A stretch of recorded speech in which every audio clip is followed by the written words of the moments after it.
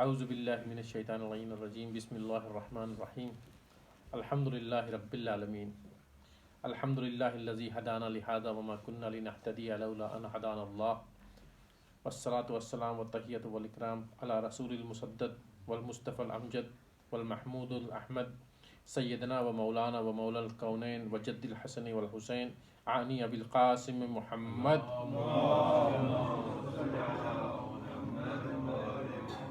وعلى أهل بيته الطيبين الطاهرين والمعصومين ولعنة الله أعدائهم أجمعين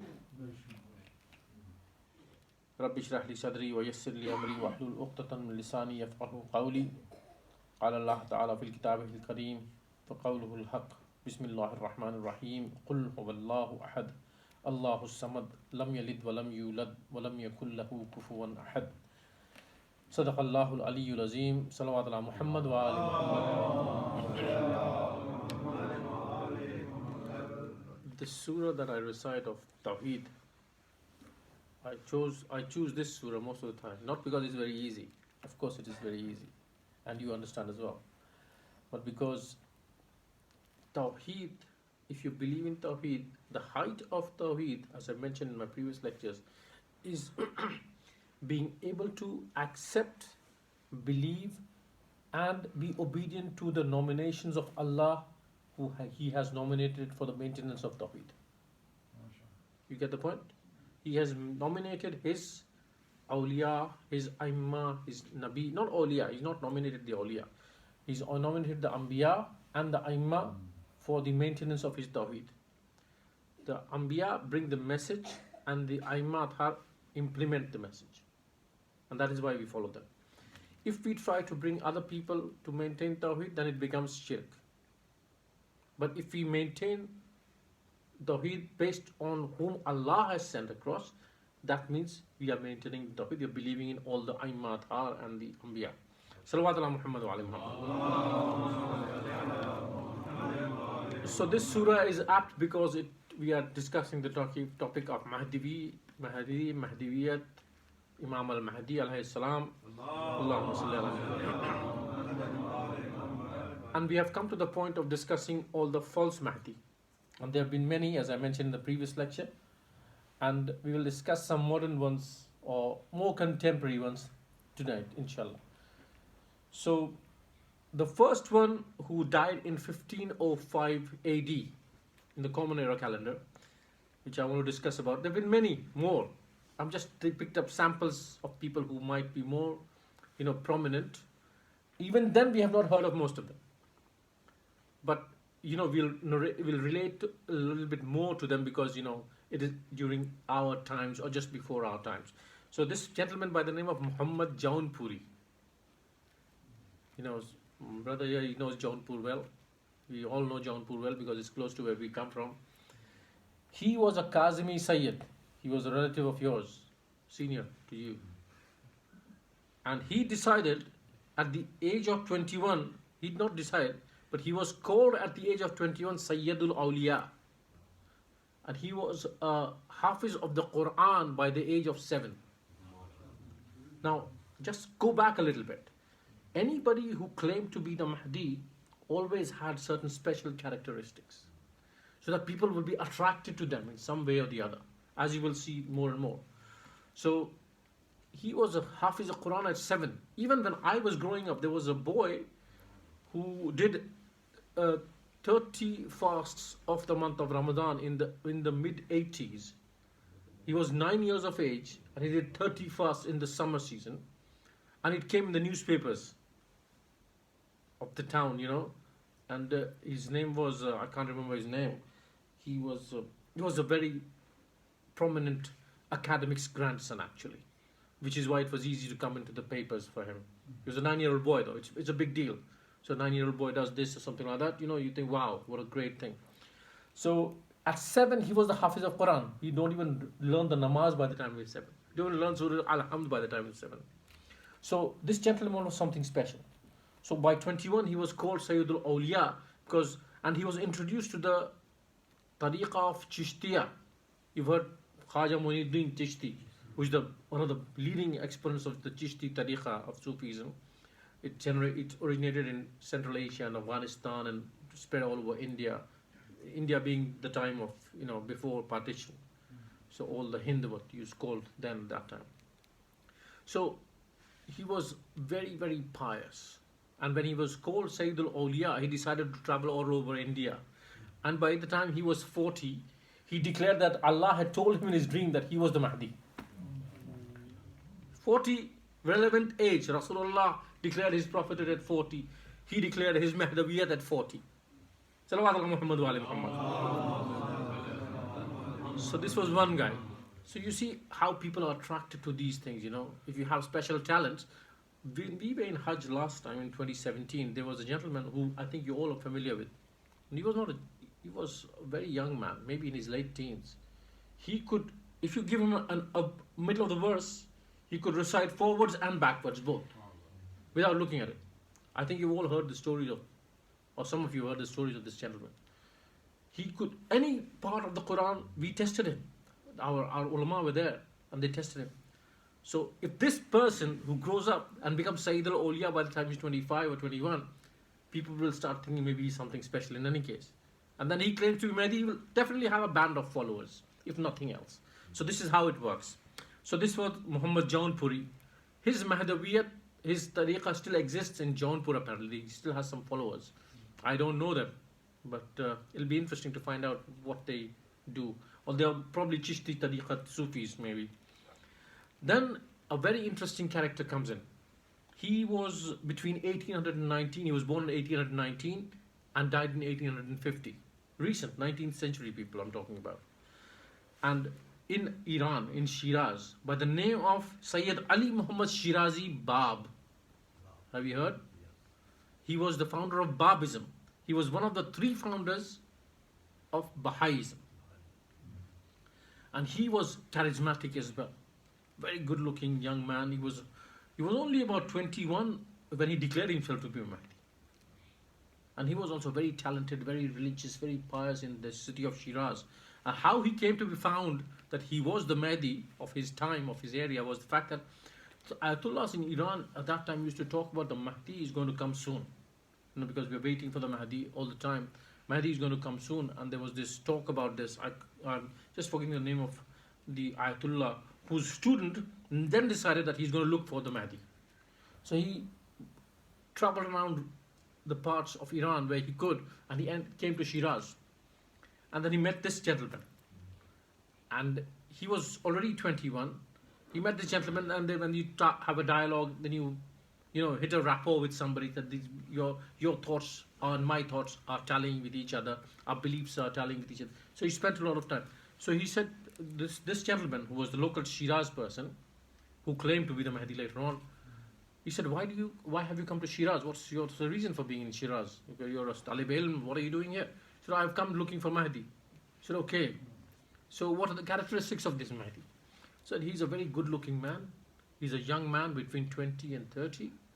And he has a green turban. And all of that person was wearing. And that person was exactly a beautiful person, age 21, was wearing green turban. And this student who was there, he said, you look like him. You could. And the main crux of the matter was, he said, this young person, will do a tafsir of Surah Al-Yusuf in a very unique manner.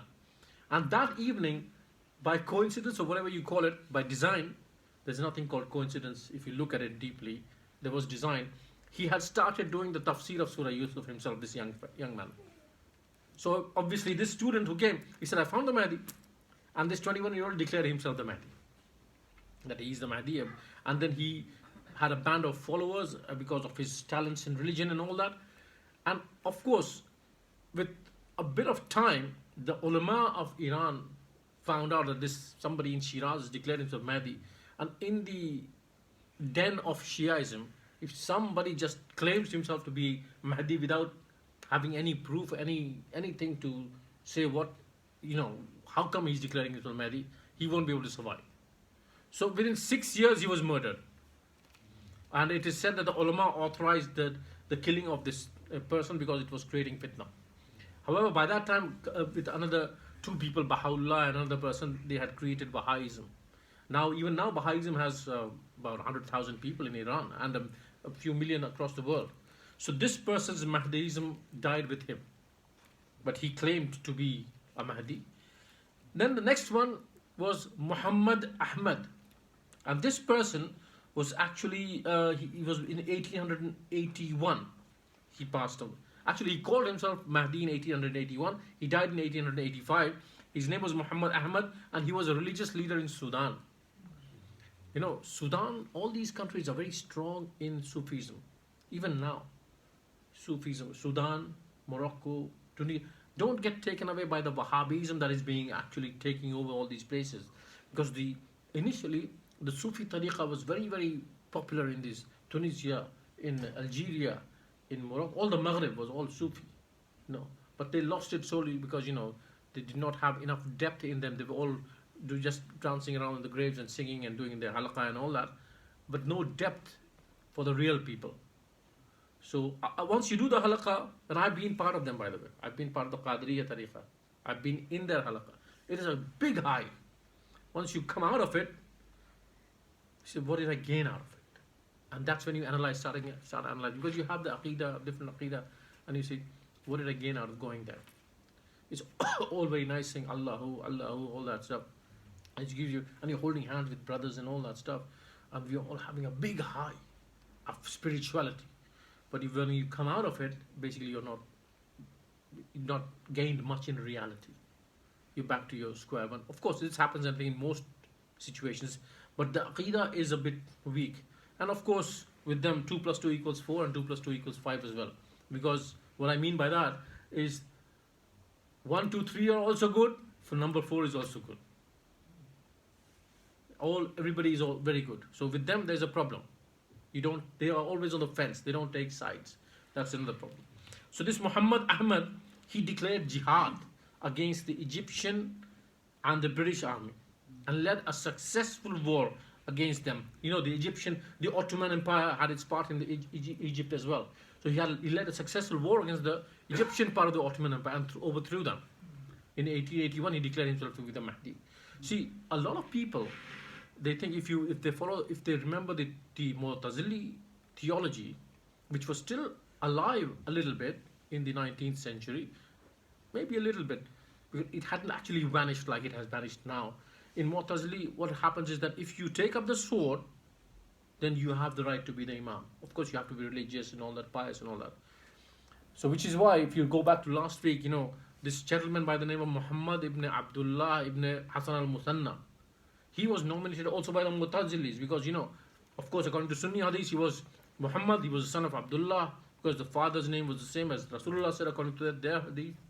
And then he was, you know, a very pious man, and he raised and took up the sword against the Umayyads. And of course, he was treated, you know, betrayed by the Abbasids. And all the story I told you last week. So this was about Muhammad Ahmed. So he actually established a little empire within Sudan, short-lived, till when he died, it died. Basically, after that, he was all, you know, run over by the others. Then you all are very familiar with this gentleman by the name of Mirza Ghulam Ahmad Qadiani. I didn't even have to say the full name. He didn't declare himself the Mahdi. He also declared himself Jesus, the Christ. Even now, when they take the name of their leaders, if you watch that TV channel, what is that called? Muslim TV Ahmadiyya, MTA Ahmadiyya. They introduced their leader by Mahdi al-Ma'ud al-Masih. So he is Masih as well as Mahdi. I used to watch MTA in the early 2000s a lot. It was very, very interesting TV channel. I have never seen such a Jahil leader of a qawm. Even I, with my even more limited knowledge at that time, could argue with him and defeat him, I thought. But anyway, that's a different story. That's a different story. This is being recorded, and I don't think it's appropriate for me to put these things. But anyway, I don't know what credibility he has. And of course, my knowledge, to be fair to them, my knowledge or awareness of Qadianism is more from the lay people. I haven't read their books. I haven't spoken to the leaders personally to understand what the faith is. Just like, you know, people do with Shia Ithna Ashari. They hear these things, you know, they pray to Ali, they pray to Muhammad, they pray to Fatima, Salamullah alayhima. Because They see things and they make judgments out of it. They haven't read our books or spoken to our ulama, anything like that. So Mirza Ghulam Ahmed of Qadian, he declared himself to be the Mahdi as well as the Christ. And he believed in the crucifixion of Christ, Jesus. But he said he was saved, even though he was crucified, he was saved, Jesus. And it is through him now. And he was buried somewhere in India, in northern India, in Kashmir. But so you say Srinagar, somebody says Nepal as well. So all these theories are there. So, but he is the Christ of his time, and he's the leader of the community.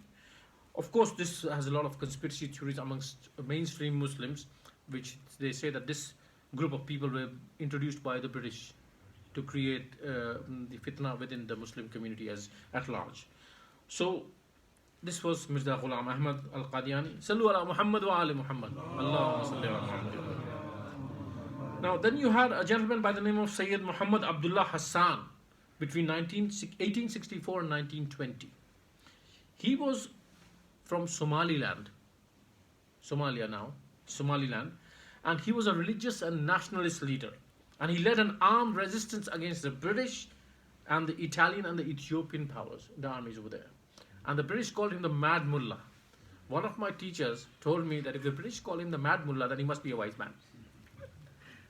So he led that revolt against him, and he fought against him, and he was actually quite successful about that. He died in 1920,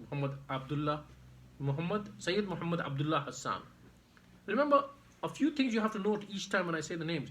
His name is Syed, so he belongs to the family. Sallu ala Muhammad wa ali Muhammad. So when you belong to the family, you can claim to be the Mahdi if you are a leader. And people will believe that, okay, he is from the Ahlul Bayt, so he could be. People are ready to believe anything. When you're struggling, you clutch at straws to gain help. So that's what his role was. Then you had a person by the name of Rashid Khalifa. He was a biochemist in America. He was a biochemist who analyzed the Quran from a numerological angle. He had a lot of numerological details about the Quran, and he'd written a lot of books and all that. And he established the Covenant of Followers. And he also founded a group called Submitters International. Very popular, Submitters International. But he was murdered in 1980. He was born in 1935, he was murdered in 1980. So his followers made him the Mahdi. He himself did not claim to be the Mahdi, but he was no pious person. There was no known lineage from the Ahlul Bayt or anything like that. But his followers made him Mahdi. A lot of people do that, as we have noticed last week as well. However, the next person is very, very interesting for all you. Juhayman al-Utaybi. Juhayman al-Utaybi. Nobody familiar with this name? Nobody. Oh, surprisingly. But when I tell you what he did, you will all be familiar. In 1979, Masjid al-Haram, he took over Masjid al-Haram and he killed the Imam of the Masjid. People who are of a certain age, even I read this in the newspapers and I was shocked that who did that. And he declared his son-in-law to be the Mahdi.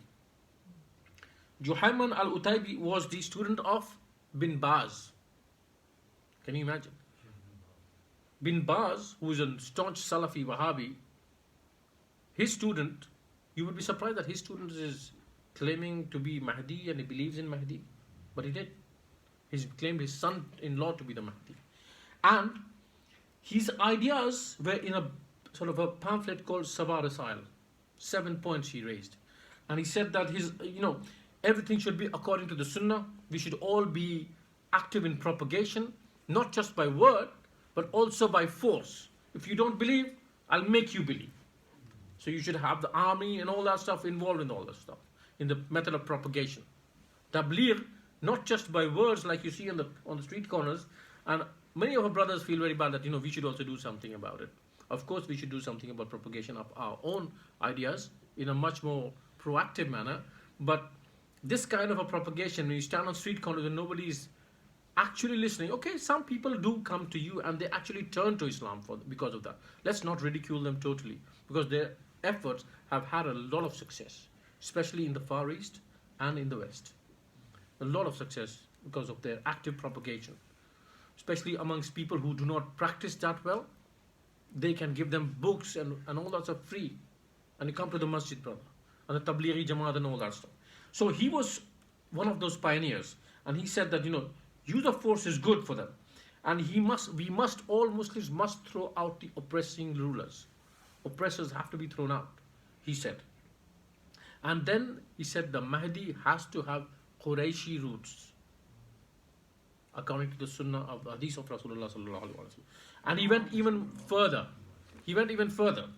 He said the Mahdi has to be from the lineage of Hussein ibn Ali. Can you imagine a Salafi student of Ibn Baz saying that the Mahdi has to be from the lineage of Hussein ibn Ali? Why did he say that? What made him say that? What do you think? Any of you? Very simple. In all books of Muslims, he has to be from the lineage of Hussein ibn Ali. He's the ninth from Hussein ibn Ali. So he can go nowhere. Even in his Sabah Rasail he mentioned that. And he said that we have to all reject worshippers of partners of Allah, pointing fingers at people like who are sitting here. Even those who worship Fatima, Ali and Muhammad. Of course, he doesn't know that people do not worship them. We revere them, we respect them. They are our leaders, they are our imams, our masumeen, but we don't worship them. His pointing fingers were pointing at the Ithna Ashari community. That these are the people who worship Ali, Fatima and Muhammad sallallahu alaihi wasallam. And he said that the Muslims have to establish a puritanical Muslim community, nothing else. It has to be a puritanical Muslim community, all through the teachings of the Quran and the Sunnah and through this Mahdi. And based on this, of course, he was killed right there and then by, we read in the papers, the Pakistani forces and the Egyptian forces and the French forces joined in because the Saudis couldn't do anything. He killed the Imam of Masjid al-Haram, but Saudis did not have enough mobilization. Basically, they were not sure what to do. Because Saudis are not known to have intellect as such. They are run by intellect which they have bought from abroad, whether it's British, American, French, Pakistani, wherever you want to go. So those people, those armies came in to protect the Masjid al-Haram, and then he was killed over there. So this was Juhayman, a very, very interesting person. So all these people I brought in front of you to tell you how people are so actively been calling themselves Mahdi all over the ages. I missed out the middle period a lot because it will bore you to listen to everybody and who's you never heard of. But these people are relevant, you can associate with them and see how people have been trying to proclaim themselves as the Mahdi so that they can be the leader, they can control the people, whatever the agenda might be. Because the real Mahdi who is going to come is not going to be something who is going to come for a small region. None of them could establish justice and peace in the world. All they managed to do was create even more sects. When the Imam is going to come, everybody will be under his banner. Not enough any more sects anymore. So all these people that achieved these so-called Mahdis was the fact that they created even more groups, more division, and more fitna.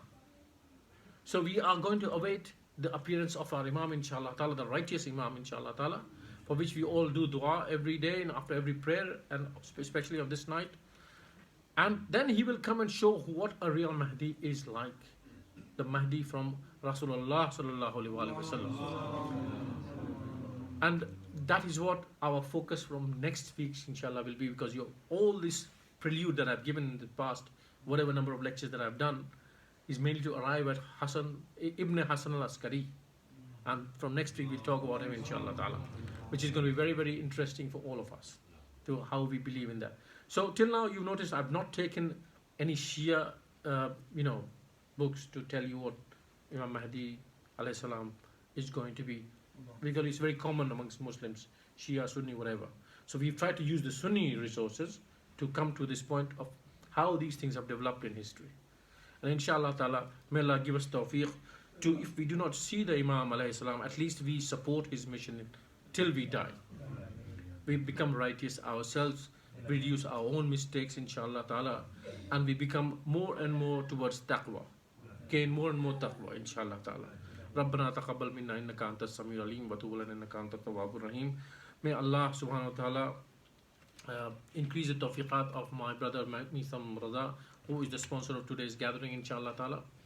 And may Allah forgive and give the highest stations in Jannah to his marhumeen, inshallah. May Allah give rahmah in his household and give barakah to everything that he does. He has a lot of khidmat in our community as well. Sallu ala Muhammad wa ali Muhammad. Allahumma salli ala Muhammad wa ali Muhammad. Oh, I think it is gone. Low battery mode.